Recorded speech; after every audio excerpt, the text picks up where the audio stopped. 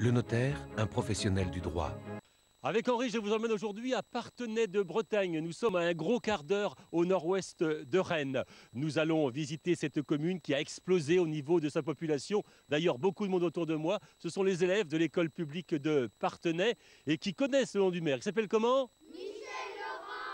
On va aller le voir tout à l'heure et on ira tout à l'heure également à l'église Notre-Dame avec Jean pour nous en parler. Mais auparavant, les enfants, on regarde quoi ? Qui a été préparé par Mélanie et Marina. 20 sur 20 pour l'école publique de Parthenay. D'ailleurs, la plus belle commune d'Ille-et-Vilaine, elle s'appelle comment ? Parthenay de Bretagne. On voit ça tout de suite. La commune rurale de la métropole rennaise a vu sa population plus que doubler en moins de 10 ans. Des lotissements avec petits immeubles collectifs ont fait leur apparition dans le haut d'un bourg qui va connaître de profondes transformations durant les premiers mois de 2009. Ainsi, les abords de la mairie, de l'église et de l'école publique seront rénovés. Des commerces, dont certains très récents, ont fait leur apparition dans le centre-bourg. Les artisans sont également représentés aux 2 entrées de la commune. Il faut quitter le bourg pour découvrir le joli manoir de la Cotardière, totalement reconstruit à la fin du 19e siècle. Bienvenue donc à Parthenay, sur les hauts de Parthenay. Merci monsieur le maire de nous recevoir chez vous ici à Parthenay. Oui, bien écoutez, merci à vous également, à TVRN, de vous intéresser à la commune de Parthenay. Parthenay de Bretagne. Pourquoi de Bretagne ? Bien parce que nous sommes tout simplement en Bretagne et pour nous différencier également, vous savez, il y a une ville de Parthenay qui se situe dans les Deux-Sèvres.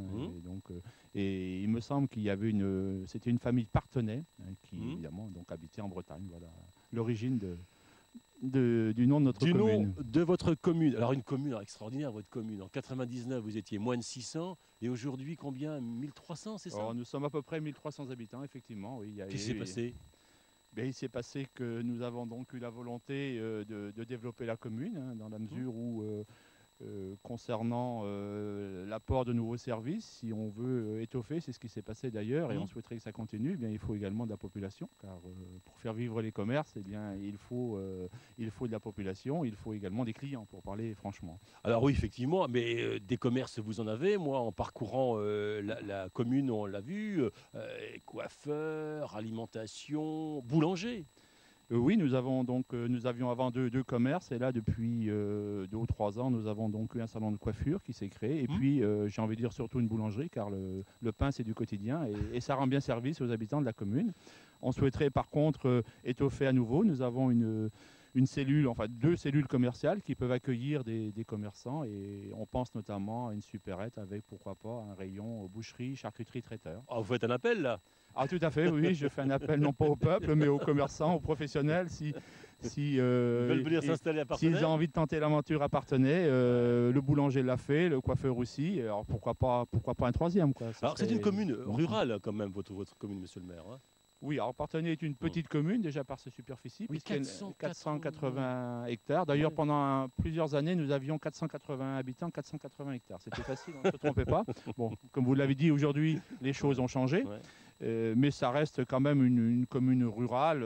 Et on tient d'ailleurs à garder ce caractère rural. Je dirais que nous avons l'avantage d'être quand même aux portes de Rennes, puisque nous sommes à une quinzaine de kilomètres de Rennes, mais dans un environnement qui reste encore un environnement, on va dire, agricole et rural. Et vous le voulez, regarder ce lotissement-là autour, effectivement, on voit la campagne. Hein. Oui, nous avons d'ailleurs le souci, en ce qui concerne la construction de nouveaux lotissements, de mettre l'accent sur l'aspect environnemental, l'aspect paysager, vert, comme vous le voyez. Donc, vis-à-vis des promoteurs, on a des règles, on impose des règles et quelques contraintes de façon à garder cet environnement, je dirais, naturel et rural. Et puis, bien sûr, il y a le patrimoine, effectivement, qui est bien présent à Parthenay, avec beaucoup de maisons en terre. Hein, on en trouve beaucoup chez vous. Là. Oui, je pense d'ailleurs... Votre mairie, par exemple. Tout à fait, hein, mais ce n'est pas forcément spécifique à Parthenay. Les communes environnantes, disons que dans la région rennaise, ce sont des maisons en terre, c'est vrai, tous les bâtiments agricoles, les maisons de bourg, hein, c'était construit à l'époque à base de terre. Quoi. Et puis, votre église, bien sûr, l'église Notre-Dame. On a rendez-vous avec Jean maintenant pour nous en parler. Absolument, oui, donc cette église qui est inscrite au monument historique, hein, qui est une église qui a un certain, je dirais, un certain style, et qui présente aussi la particularité, non pas l'église, mais le cimetière est encore autour de l'église. Ce qui montre d'ailleurs que Parthenay était une petite commune, et on a réussi à maintenir ce cimetière, ce qui pour nous, comment dirais-je, montre un caractère également de petit village rural. Eh bien, justement, cette église, on va rejoindre Jean pour en parler.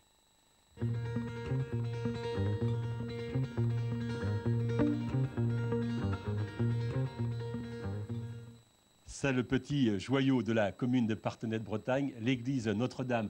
Pour nous en parler, Jean. Merci Jean. Alors là, on est à l'entrée de l'église. C'est quoi ce monument-là? Là, on appelle ça le chapitré. Le chapitré qui est donc une deuxième entrée de l'église, mais donc aussi on peut appeler ça un porche. Avec une charpente en bois, c'est ça? Oui, charpente en bois couvert à ardoise. Et aussi, alors bien sûr, ce qu'il y a aussi, ce qui est assez original, ce sont les inscriptions, les dessins qui représentent des brebis, des brebis, c'est ça, hein? Voilà, des brebis, oui. Et qui a fait ça? Alors ça, c'est sous l'influence d'un recteur, l'abbé Boutet, dans les années 1930, qui a été à l'origine de ces fresques, aussi bien extérieures qu'à l'intérieur. Un peu pour embellir son église, bien sûr, oui. Alors, il y a des fresques, effectivement, là, sous ce chapitré, hein, sous ce porche, mais également à l'intérieur de l'église. Ouais, oui. ouais. Et c'est lui qui a fait ça aussi? Oui, tout ça a été fait dans ces années-là. C'est un artiste, non? Ben, ça a été fait... il a trouvé les fonds pour pouvoir financer, quoi. Alors, le problème que se pose toujours le téléspectateur, c'est que est-ce qu'on peut visiter l'église quand on vient visiter Parthenay? Alors, hélas, elle est fermée depuis quelques années, puisque suite à du vandalisme. Par contre, on la tient ouverte la journée du patrimoine. Et c'est vous, en plus, qui avez les clés. Et je détiens une clé. C'est vous, le Saint-Pierre de Parthenay.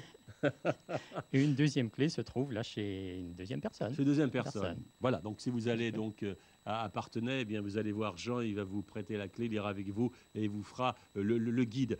Alors, et puis, donc on a vu ces fresques, ce chapitré, et puis aussi une particularité, c'est la fameuse cloche, cette cloche qui a une histoire. Voilà, donc notre cloche, c'est là pour marraine Eugénie de Montijo, femme de Napoléon III. Oui, et cette cloche a été donnée à la paroisse suite à des carillonneurs qui avaient qui allaient trop bon cœur, et la cloche s'était fêlée donc lors de la naissance du fils de l'empereur. Et donc l'impératrice a payé une nouvelle cloche aux habitants de Parthenay. Voilà, et voilà. Depuis, c'est la même cloche qui est là depuis? Ah oui. D'accord. Oui. Donc voilà, la cloche de Parthenay qui a également une histoire, mais l'église également vaut le détour. Il faut effectivement visiter cette église qui est classée, je le disais, depuis 1900... Dans les années 1930. 1930. Merci Jean, le Saint-Pierre de Parthenay, pour ce guide de l'église Notre-Dame à visiter, comme toute la commune de Parthenay qu'on va quitter aujourd'hui pour aller demain vers d'autres destinations. À très bientôt. Le notaire, un professionnel du droit.